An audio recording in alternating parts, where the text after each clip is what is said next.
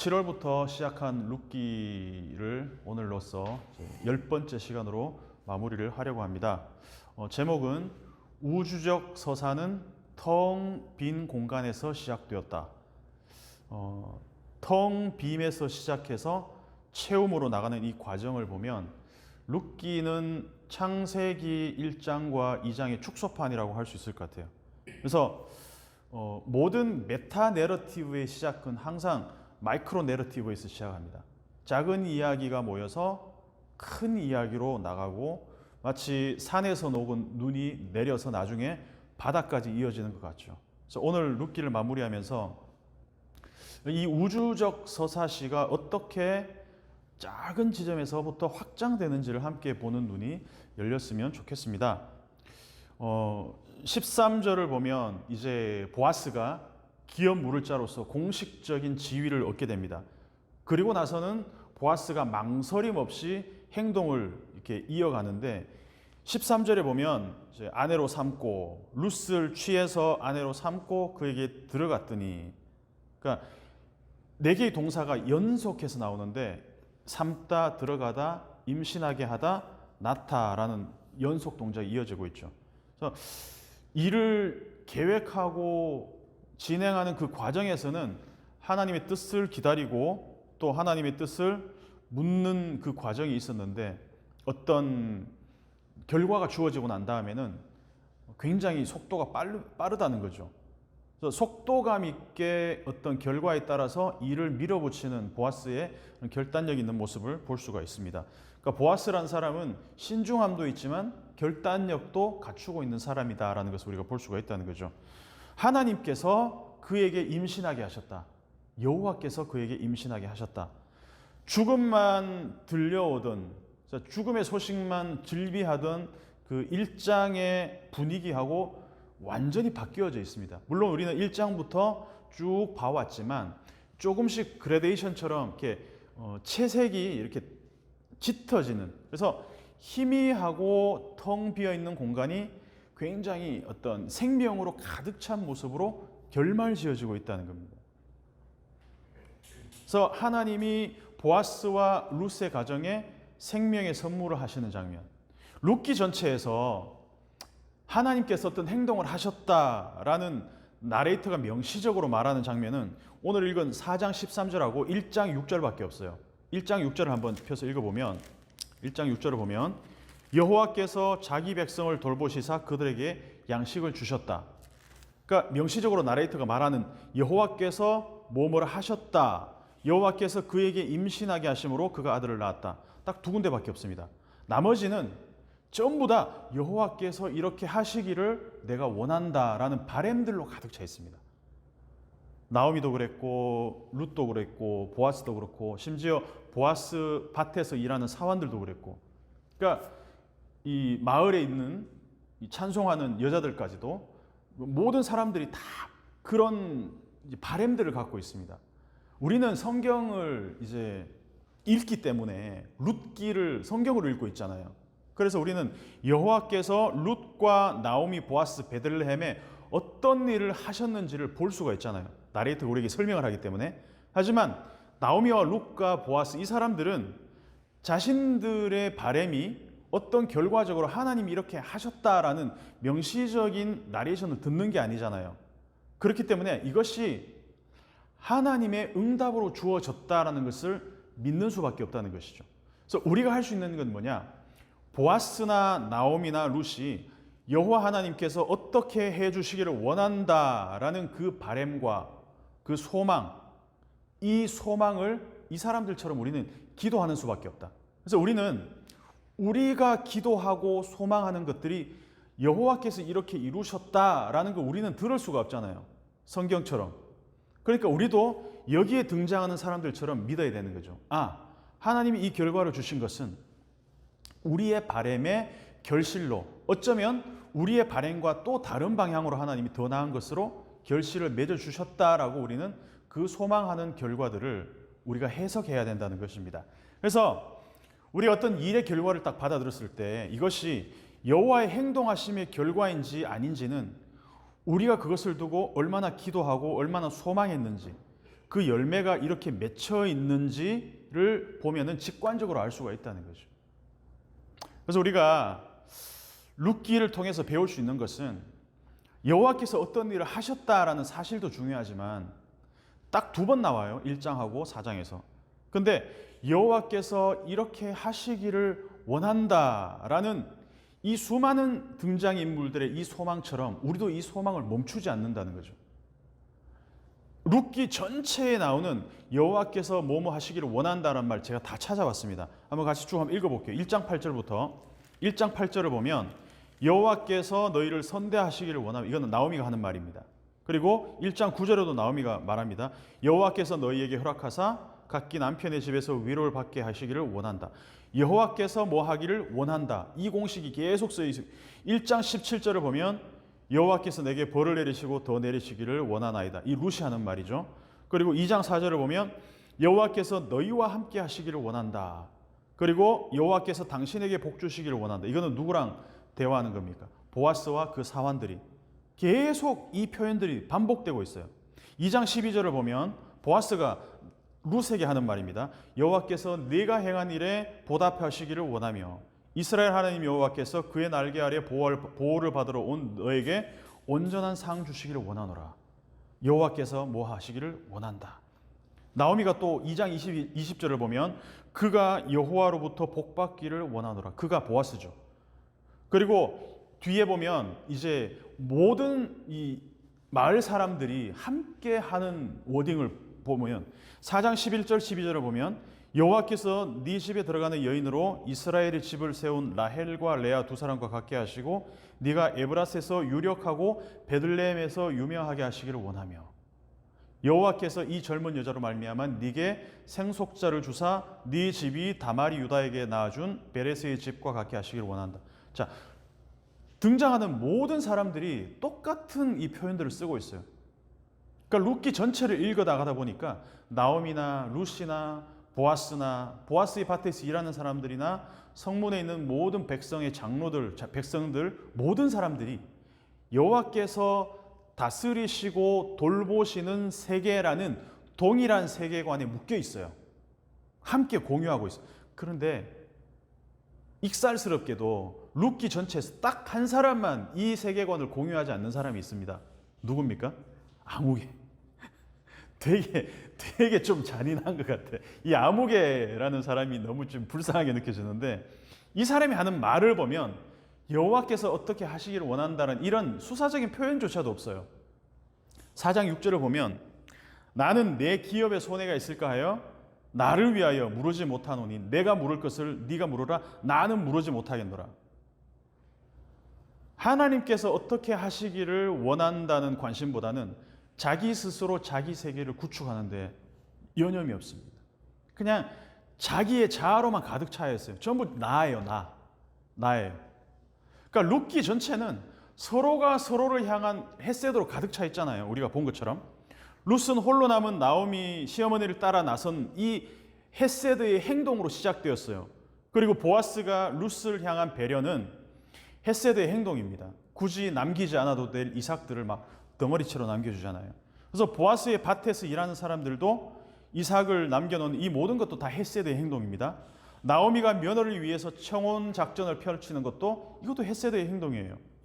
모두가 헤세드로 서로에게 맞물려 있습니다. 단 한 사람, 이 아무개를 제외하고. 잔인하게도.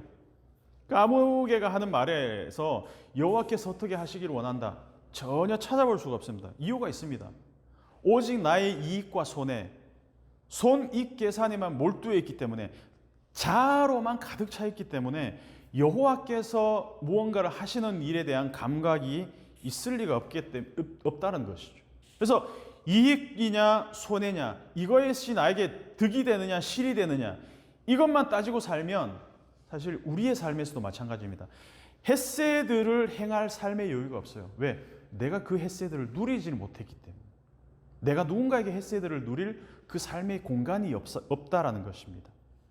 그런데 사실 우리가 정직하게 들여다보면 이 아무개가 살아가는 삶의 방식은 그냥 상식적인 삶이에요. 우리 이 세계에서 살아남기 위해서는 이렇게 살아야 돼요. 그죠? 이익이냐 손해냐 따져야 되잖아요. 그런데 우리가 성경을 통해서 보는 세계는 완전히 다른 세계관을 공유하고 있다는 거죠. 그래서 오히려 정상적이어야 할 아무개 씨가 여기에서는 이상한 사람처럼 비춰지고 있다는 겁니다. 근데 반대로 우리가 사는 세상에서는 이런 세계가 완전 뒤바뀌어져 있잖아요. 아무개와 같이 살아가는 것이 정말 합리적이고 말이 되는 삶이지만 그럼에도 불구하고 우리는 이 성경을 통해서 다시 한번 우리 세계를 비추어 보아야 할 필요성이 있다는 것입니다. 여호와 하나님이 내 인생에 우리가 계획하는 일에 어떻게 일하실 것인가라는 것을 기대하는 그 소망을 함께 공유하는 공동체가 굉장히 복된 공동체가 아니겠냐라는 것이죠. 그래서 교회가 어떤 공동체가 되어야 할 것인가, 어떤 세계관을 공유해야 할 것인가, 그 표본이 저는 룻기라고 생각을 합니다. 비록 나와 우리가 함께 소망하는 그 소망은 있으나 그 결과를 만드시는 것은 하나님이시다라는 것을 공유하는 세계관. 여기엔 조급함이 없겠죠. 하나님이 하실 것이니까. 우리의 원함이 반드시 하나님의 행동으로 이어지지 않을 수도 있습니다. 그러나 나오미가 그랬던 것처럼 그 세계의 눈이 열려 있다면 하나님이 행동하실 때 나도 즉시 움직이고 반응할 수 있는 그 감각이 발달되어 갈 수밖에 없다는 겁니다. 1장 6절에서 우리는 봤잖아요. 여호와께서 자기 백성을 돌보시사 그들에게 양식을 주셨다 함을 듣고 이에 두 며느리와 함께 일어나 모압 지방에서 돌아오려 하여. 항상 하나님의 행동하심에 귀를 기울이고 하나님의 말씀하심에 내 모든 그 감각을 집중하고 있었기 때문에 하나님이 돌보심의 소식을 듣자마자 일어날 수 있었다는 겁니다. 나오미가 룻을 위해서 행한 그 청혼 작전이 실패할 수도 있습니다. 보아스의 고엘 작전이 실패할 수도 있습니다. 결혼을 했어도 아이가 태어나지 않을 수도 있습니다. 근데 그럼에도 불구하고 하나님에 대한 이 감각이 열려 있으면, 이 촉각이 항상 곤두서 있으면 내가 원하는 것이 아니라 하나님께서 하시는 것에 대한 그 넉넉한 기다림이 있을 수 있다는 것입니다. 여인들이 노래를 부릅니다. 나오미에게 부르는 노래가 14절 15절에 나옵니다. 찬송할지로다 여호와께서 오늘 너에게 기업 물을 자가 없게 하지 아니하셨도다. 정확하게 번역하면 여호와께서 기업 물을 자 고엘이 쉬지 않게 하셨다라는 것입니다. 쉬다라는 말을 여기서 샤밧을 트는데 이제 안식이라는 뜻이죠. 이 나오미의 집안에서 남편과 아들의 죽음으로 대가 끊길 뻔했지만 하나님은 극적인 방법으로 그 끊어진 가게를 연결하셨다. 하나님의 열심은 쉬지 않으신다. 이걸 지금 마을 여인들이 노래를 하고 있다는 거예요. 그래서 룻기 1장 초반에는 남편도 죽고 아들들도 죽고로 시작했지만 죽고로 시작했지만 4장에 가면 낳고로 끝이 나고 있어요. 베레스부터 베헤람, 나살, 보오이, 다윗까지 열대가 이 나코의 이야기로, 죽음에서 생명의 이야기로 끝난다는 것입니다. 이 아이의 이름이 이스라엘 중에서 유명하게 되기를 원하노라. 여기서 이 아이가 오벳이죠. 자, 오벳 아이가 하나 태어났는데 온 마을 사람이 모여가지고 이렇게 찬양을 할 일이냐라는 거죠. 아이 하나 태어났는데. 이거는 이 지역 공동체가 나오미가 살아온 서사를 쭉 봐왔기 때문에, 관심 있게 지켜봐왔기 때문에 가능한 이야기라는 것입니다. 세 가지를 이야기하죠. 생명의 회복, 생명의 회복자, 노년의 봉양자, 너를 사랑하며 7 아들보다 귀한 토브한 4 며느리가 낳은 자. 이 생명의 회복자라는 표현, 생명은 히브리어로 네페시, 돌이키다는 뜻의 슈브가 회복자로 쓰였습니다. 그래서 죽음에서 생명으로 돌이키는 자. 1장의 죽음의 이야기가 4장에서 생명 이야기로 바뀌었습니다. 거기에 오벳이 들어있다는 것이죠. 나오미가 만약 모압에 계속 머물러 있었다면 일어나지 않았을 일입니다. 나오미가 모압에서 베들레헴으로 슈브, 돌아왔기 때문에 죽음에서 생명으로의 슈브, 회복이 있다는 것이죠. 그래서 의도적으로 히브리어로 슈브를 반복해서 쓰고 있다는 것입니다. 노년의 봉양자, 말 그대로 노년의 나오미를 부양할 자라는 뜻입니다. 근데 이 말이 나오미의 노후를 그냥 경제적으로 뒷받침해 노후 보장으로 어떤 이 오벳을 이야기하는 것은 아니겠죠. 그냥 그 존재, 보아스가 낳은 이 오벳이라는 아이가 그냥 존재 자체만으로도 나오미가 손자를 안아들고 있는 그 자체의 기쁨이 더 클 거라는 그런 의미가 되겠죠. 그리고 너를 사랑하며 일곱 아들보다 귀한 네 며느리가 낳은 자. 자, 이 표현도 이 마을 사람들이 룻과 나오미가 걸어온 이 스토리들을 다 알고 있었기 때문에 하는 이야기 아니겠습니까? 보아스도 룻이 얼마나 효심이 깊은 며느리인지 알고 있는 것처럼 마을 사람들도 룻의 효심을 다 알고 있습니다. 일곱 아들, 7은 완전수 아닙니까? 룻의 위상이라는 것은 일곱 아들보다 높은 자리에 이 정도면 굉장히 극찬이라는 것입니다. 자, 16절 17절을 보면 마을 여인들의 찬송이 끝나고 나오미가 아기를 받아서 품에 안는 장면이 나옵니다. 룻이 아니고 엄마가 아니라 할머니인 나오미가 아기를 받아서 품에 안는 장면. 이거를 보면 룻이 아이를 낳았지만 마치 나오미가 모압에서 죽은 아들들을 낳고 나서 안았을 때 장면을 상기시켜 줄 것 같아요. 나오미가 아들을 말론과 기론을 낳고 나서 얼마나 좋아했겠습니까? 품에 안고. 그런데 그 아이들은 나오미의 품에서 죽었습니다. 아이들은 물론 결혼할 만큼 장성해서 죽었지만, 그래서 룻기의 저자는 일부러 1장 5절에서 이 아기라는 단어를 쓰고 있어요. 옐레드라는 단어를 의도적으로 쓰고 있습니다. 1장 5절을 보면 해석은 이제 번역은 이렇게 나와 있어요. 말론과 기럨 두 사람이 죽고 그 여인은 두 아들과 낳았는데 두 아기와 남편이 뒤에 남았더라. 이렇게 나옵니다.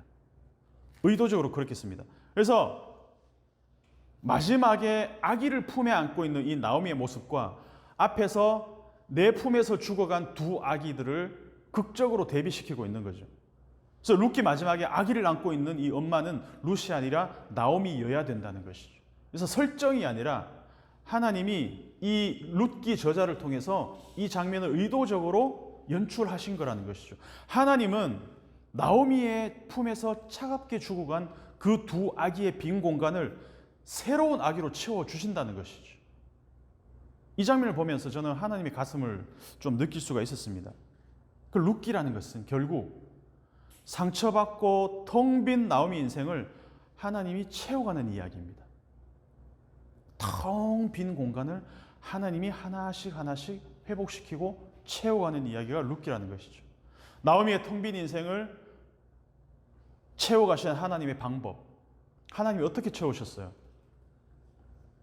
한꺼번에 그냥 나오미의 인생 역전을 시켜가지고 그냥 로또 맞게 하신 게 아니라 하나씩 하나씩 나오미의 텅 빈 공간을 뭘로? 하나님의 그 사랑의 햇새드로 붙여주십니다. 조금씩 조금씩 붙이세요. 그래서 처음에는 나오미의 그 텅 빈 공간을 그냥 룻이 나오미를 따라서 고향으로 돌아오는, 룻이 나오미 곁에 나바크하는 것으로 시작돼요. 아주 작게 시작됩니다. 그러면서 보아스의 헤세드가 룻에게 또 달라붙어요. 그러면서 마을에 있는 모든 사람들이 이 가정을 축복하는 장면, 이 장면을 딱 보면은 나오미의 텅 빈 인생이 언제 있었냐라는 듯이 이미 어느 순간 보니까 모든 사람들이 나오미의 삶을 가득 채우고 있는 장면을 볼 수 있다는 것이죠. 이것이 하나님이 텅 빈 인생을 어떻게 채우고 가시는지를 굉장히 직관적으로 보여주는 장면이 바로 이 룻기라는 것입니다.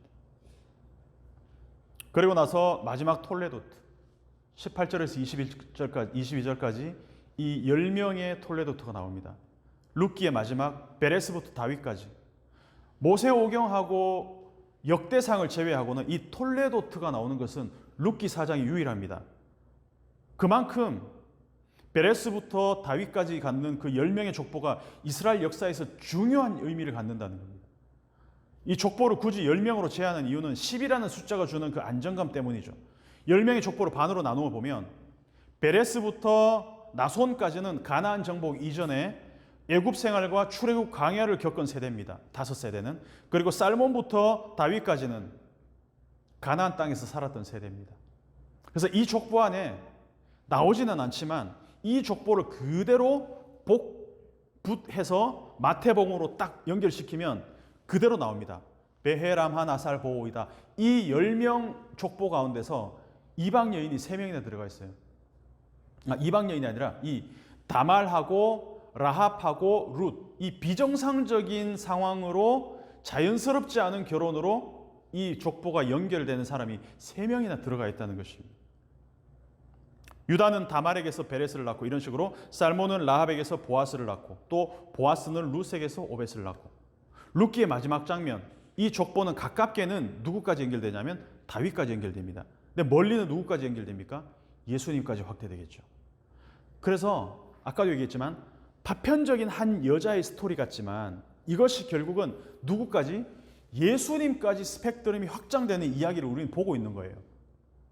나오미의 한 가정, 상처받고 텅 빈 한 늙은 여자의 삶을 통해서 우리는 누구까지 확장되냐면 예수 그리스도까지 이 거대한 우주적 서사시로 이야기가 확장되고 있다는 거예요. 놀랍지 않냐는 것이죠. 룻기 자체는 굉장히 작은 이야기입니다. 상처받고 고통받는 텅 빈 여자의 이야기입니다. 극적이지만 평범한 이야기입니다. 그냥 어디서나 볼 수 있는. 그런데 이 평범해 보이는 이야기가 우주적 내러티브인 예수까지 어떻게 연결이 되는지 우리는 봐왔잖아요.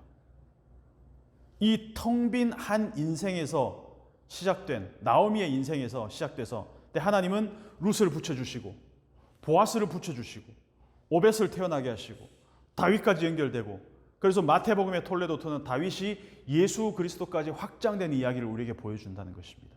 업그레이드판입니다. 우리는 이 점진적인 확장을 볼 수 있어야 됩니다.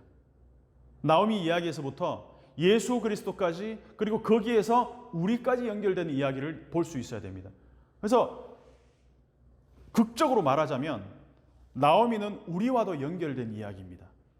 왜? 우리가 예수님과 연결되어 있기 때문에. 점진적인 확장.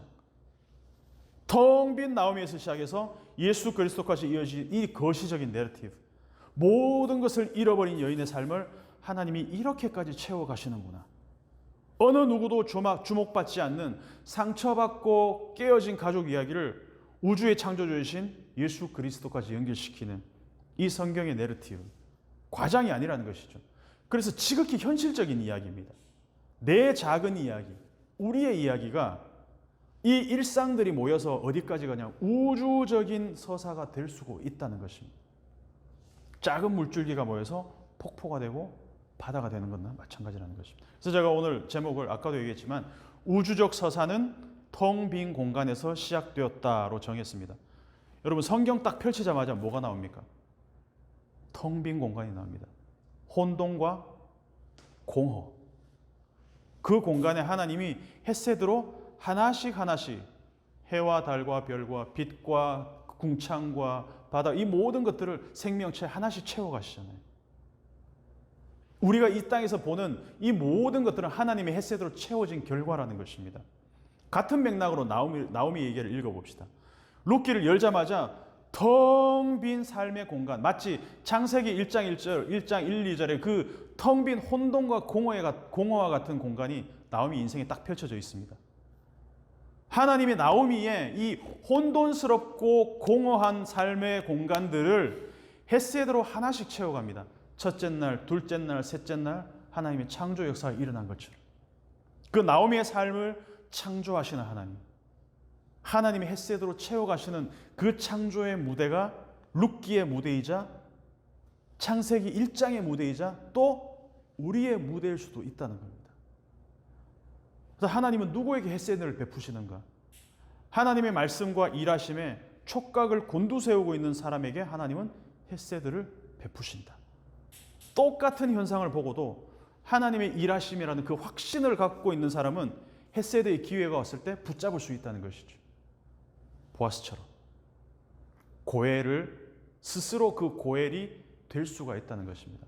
아무개 같은 사람은 죽었다 깨어나도 그 고엘이 될 수가 없다는 것입니다. 우리가 10주 동안 룻기를 함께 보면서 저는 저 자신에게도 도전하고 우리와 또 영상을 보는 모든 분들에게 도전합니다. 하나님이 우리의 일상에서도 동일한 말씀과 동일한 행동으로 나타나신다는 그 확신을 갖고 살았으면 좋겠습니다. 그냥 예전에 있었던 이 중동 지역의 팔레스타인의 한 불쌍한 여자의 이야기가 아니라 우리 일상에서도 하나님은 하나님의 창조를 우리의 텅 빈 공간에 헤세드로 하나씩 채워가는 그 일이 일어나고 있다는 것을 우리가 경험하고 살았으면 좋겠습니다. 그러기 위해서는 나의 모든 촉각과 영적인 감각들을 끌어올려서 하나님은 자기 백성에게 떡을 주신다. 베들레헴, 떡을 주시고 자기 백성을 돌보시는 분이라는 그 확신을 가지고 살아가는 저와 여러분이 됐으면 좋겠습니다.